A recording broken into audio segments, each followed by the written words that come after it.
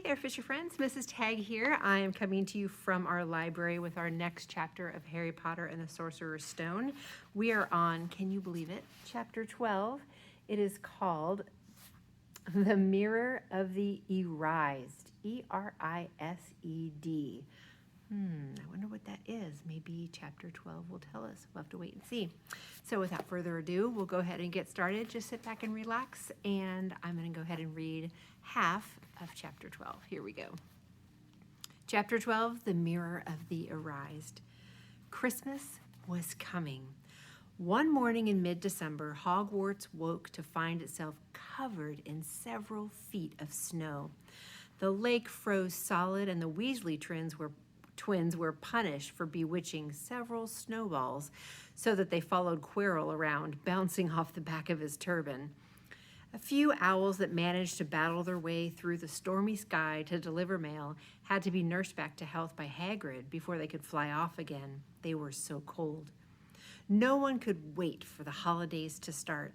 While the Gryffindor common room and the Great Hall had roaring fires, the drafty corridors had become icy, and a bitter wind rattled the windows in the classrooms. Worst of all were Professor Snape's classes down in the dungeons, where the breath rose in a mist before them, and they kept as close as possible to their hot cauldrons. "I do feel so sorry," said Draco Malfoy in one potions class, "for all those people who have to stay at Hogwarts for Christmas because they're not wanted at home." He was looking over to Harry as he spoke. Crabbe and Goyle chuckled. Harry, who was measuring out powdered spine of lionfish, ignored them.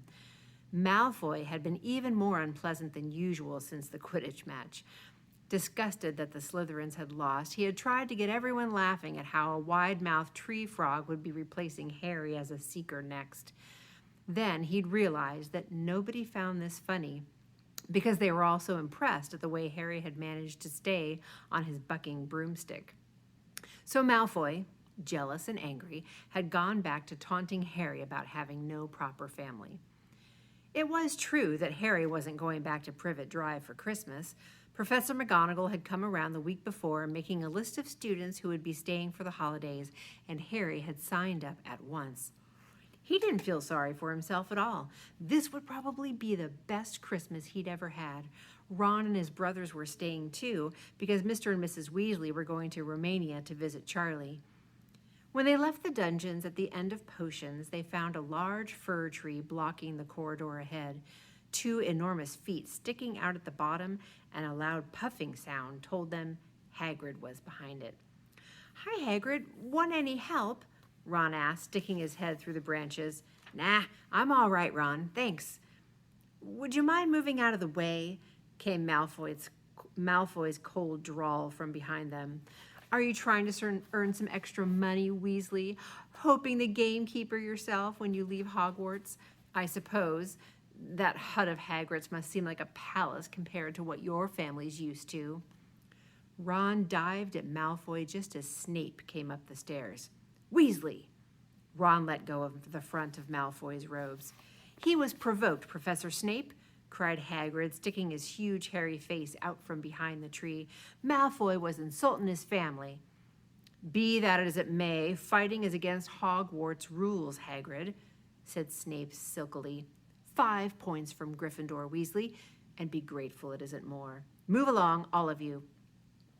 Malfoy, Crabbe, and Goyle pushed roughly past the tree, scattering needles everywhere and smirking. "Ooh, I'll get him," said Ron, grinding his teeth at Malfoy's back. "One of these days I'll get him."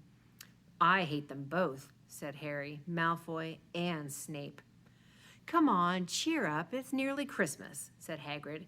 "Tell you what, come with me and see the Great Hall. It looks a treat." So the three of them followed Hagrid and his tree off to the Great Hall, where Professor McGonagall and Professor Flitwick were busy with the Christmas decorations. "Ah, Hagrid, the last tree. Put it in the far corner, will you?"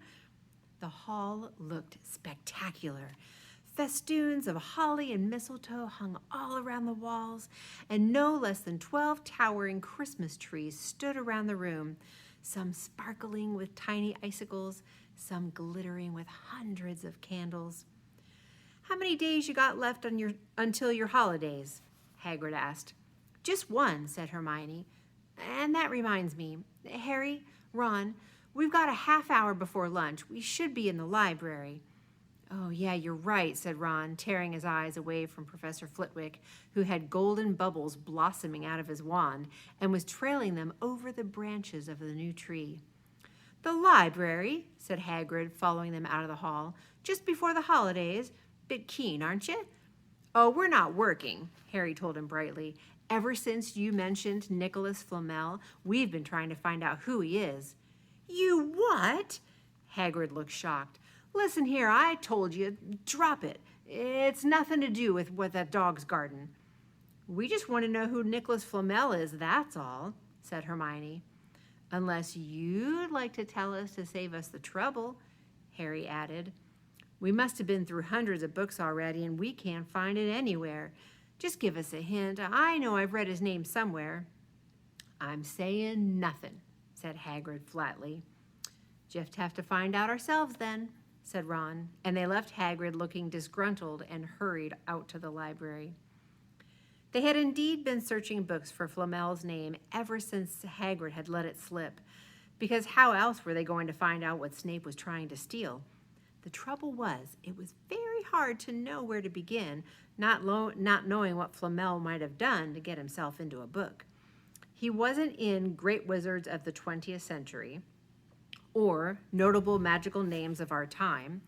He was missing two from Important Modern Magical Discoveries and a study of recent developments in wizardry. And then, of course, there was the sheer size of the library. Tens of thousands of books, thousands of shelves, hundreds of narrow rows. That would be like my dream. Hermione took out a list of subjects and titles she had decided to search, while Ron strode off down a row of books and started pulling them off the shelves at random. Harry wandered over to the restricted section. He had been wondering for a while if Flamel wasn't somewhere in there. Unfortunately, you needed a special signed note from one of the teachers to look in any of the restricted books, and he knew he'd never get one. These were the books containing powerful dark magic, never taught at Hogwarts, and only read by older students studying advanced defense against the dark arts. What are you looking for, boy? Nothing, said Harry. Madam Pince, the librarian, brandished a feather duster at him. You'd better get out then. Go on, shoot, go. Wishing he'd been a bit quicker at thinking up some story, Harry left the library. He, Ron, and Hermione had already agreed they'd better not ask Madam Pince where they could find Flamel. They were sure she'd be able to tell them, but they couldn't risk Snape hearing what they were up to. Harry waited outside in the corridor to see if the two others had found anything, but he wasn't very hopeful. They hadn't been looking for 2 weeks after all, but as they had only odd moments between lessons, it wasn't surprising they'd found nothing. What they really needed was a nice long search without Madam Pince breathing down their necks. 5 minutes later, Ron and Hermione joined him, shaking their heads. They went off to lunch. You will keep looking while I'm away, won't you? Said Hermione. And send me an owl if you find anything. And you could ask your parents if they know who Flamel is, said Ron. It'd be safe to ask them. Very safe, as they're both dentists, said Hermione. Once the holidays had started, Ron and Harry were having too good a time to think much about Flamel. They had the dormitory all to themselves, and the common room was far emptier than usual, so they were able to get the good armchairs by the fire. They sat by the hour, eating anything they could spear on a roasting fork, bread, English muffins, marshmallows, and plotting ways of getting Malfoy expelled, which were fun to talk about even if they wouldn't work. Ron also started teaching Harry wizard chess. This was exactly like Muggle chess, except the figures were alive, which made it a lot like directing troops into battle. Ron's set was very old and battered. Like everything else he owned, it had once belonged to someone else in his family, in this case, his grandfather. However, old chessmen weren't a drawback at all. Ron knew them so well he had never had trouble getting them to do what he wanted. Harry played the chessmen Seamus Finnegan had lent him, and they didn't trust him at all. He wasn't a very good player yet, and they kept shouting different bits of advice at him, which was confusing.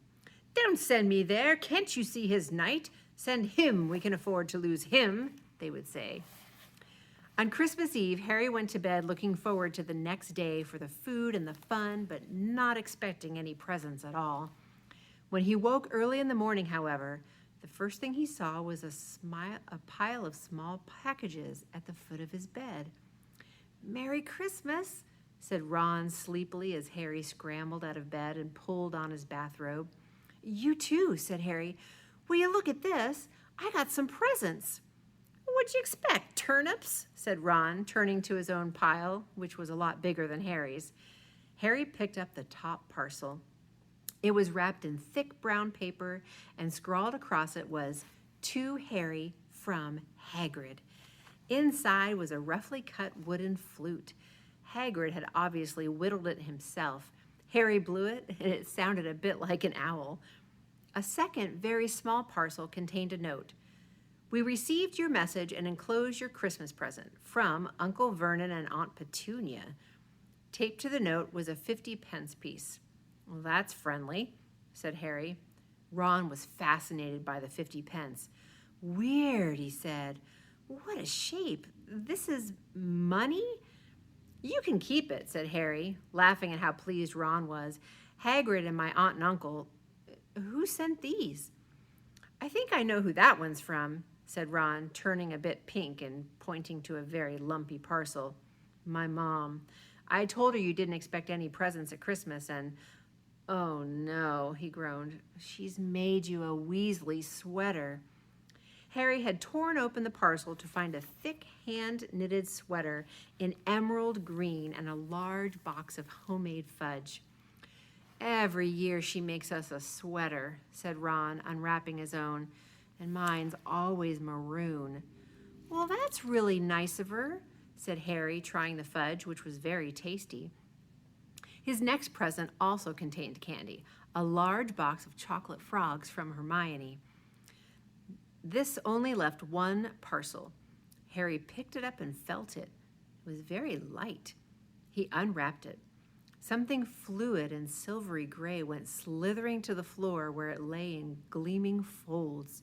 Ron gasped. "I've heard of those," he said in a hushed voice, dropping the box of every flavor beans he'd gotten from Hermione. "If that's what I think it is, oh, it's really rare. They're really rare and really, really valuable." "What is it?" Harry picked the shining silvery cloth off the floor. It was strange to the touch, like water woven into material. "It's an invisibility cloak," said Ron, a look of awe on his face. "I'm sure it is. Try it on." Harry threw the cloak around his shoulders, and Ron gave a yell. "It is! Look down!" Harry looked down at his feet, but they were gone. He dashed to the mirror. Sure enough, his reflection looked back at him, just his head suspended in mid-air, his body completely invisible. He pulled the cloak over his head, and his reflection vanished completely. "Oh, there's a note," said Ron suddenly. "A note fell out of it." Harry pulled the cloak off and seized the letter. Written in narrow, loopy writing he had never seen before were the following words. "Your father left this in my possession before he died. It's time it was returned to you. Use it well. A very Merry Christmas to you." There was no signature. We're going to stop there. Ooh, I wonder who sent him the invisibility cloak. We'll have to wait and see. That would be super cool to have one of those. I wonder what I would do if I could be invisible at school. I wonder what you would do if you could be invisible at school. Write me a note and let me know what you would do, or take a video. Anyway, hope you guys have a wonderful weekend. Enjoy the Saturday and Sunday and into our short week next week. We will not have a Harry Potter reading next Friday because it's a holiday, but we'll pick up the week after. So until then, be kind to each other, read books, and I will see you guys soon. Bye.